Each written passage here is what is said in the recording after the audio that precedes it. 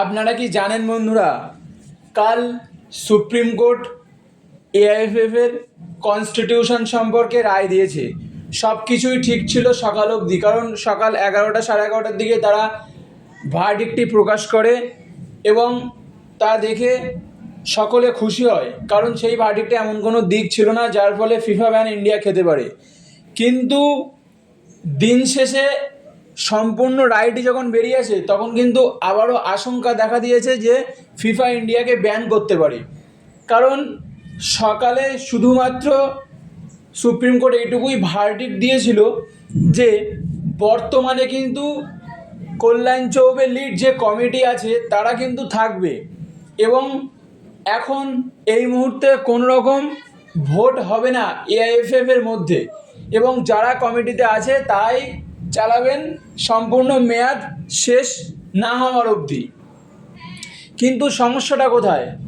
সমস্যাটা হলো সন্ধ্যাবেলা আমাদের সুপ্রিম কোর্ট একদম লাস্ট পেজের ভার্ডিক্টে উল্লেখ করে যে যতক্ষণ না এআইএফএফ নির্বাচন হচ্ছে এবং নতুন কেউ এআইএফএফ এর ক্ষমতায় আসছে মেয়াদ ফুরোনো না অবধি, ততদিন কিন্তু সুপ্রিম কোর্ট বিষয়টি মনিটরিং করবে। এখানেই ফিফার আপত্তি, এখানেই কি হয়ে যাচ্ছে না থার্ড পার্সন ইন্টারফিয়ারেন্স, যার ফলে ফিফা কিন্তু এআইএফএফকে ব্যান করতে পারে। এবং আমরা আগেও দেখেছি কিভাবে ইন্ডিয়া ব্যান খেয়েছে ফিফার কাছে।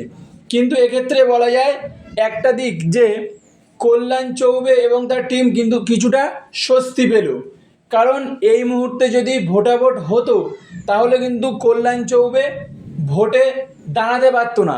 সুতরাং তিনি এতদিন ধরে যে প্রয়াসটা করে আসছিলেন তাতে কিন্তু তিনি সফল হয়েছেন এবং তার সম্পূর্ণ মেয়াদ তিনি কিন্তু পুরো করবে এবং তারপরে আবার পরে যে নির্বাচন হবে তাতে কিন্তু তিনি অংশগ্রহণ করতে পারবেন।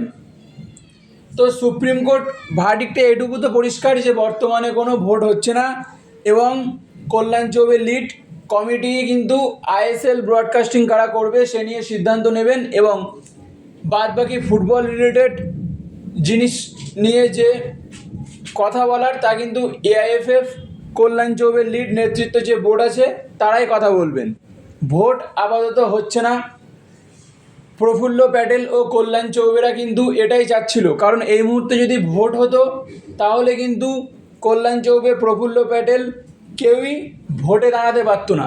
তো রায়টি কিন্তু তাদের পক্ষেই গেল। তো এবার দেখা যাক, সুপ্রিম কোর্ট বলেছে যে যতদিন নতুন কেউ এআইএফএফ এর পদে আসছে এবং কল্যাণ চৌবের টার্ম পুরো না হওয়া অবধি কিন্তু মনিটরিং করবে সুপ্রিম কোর্ট। এটি কিন্তু ফিফা ভালো চোখে দেখবে না এবং যার ফলে ইন্ডিয়া ব্যান খেতে পারে। তো দেখা যাক ফিফা বিষয়টি ভালো চোখে দেখে কিনা, কারণ এই সমস্ত বিষয় কিন্তু ফিফা বরখাস্ত করে না এবং এই সমস্ত বিষয় ফিফা খারাপ চোখে দেখে সেই দেশকে তৎক্ষণাৎই ব্যান করে দেয়। তো ফিফার হাতেই কিন্তু ভারতীয় ফুটবলের ভাগ্য নির্ভর করছে, কারণ সুপ্রিম কোর্ট কিন্তু জানিয়েছে যে তারা মনিটরিং করবে যতদিন না এআইএফএফ এর নতুন নির্বাচন হচ্ছে এবং কল্যাণ চৌবে তার টার্ম পূরণ করা অবধি। তো এক্ষেত্রে বলা যায় ফিফা কিন্তু ভারতীয় ফুটবলের দিকে নজর দিয়ে রেখেছে এবং যে কোনো সময় ব্যান আসলেও আসতে পারে, এটি ক্লিয়ার করে কেউ বলতে পারছে না।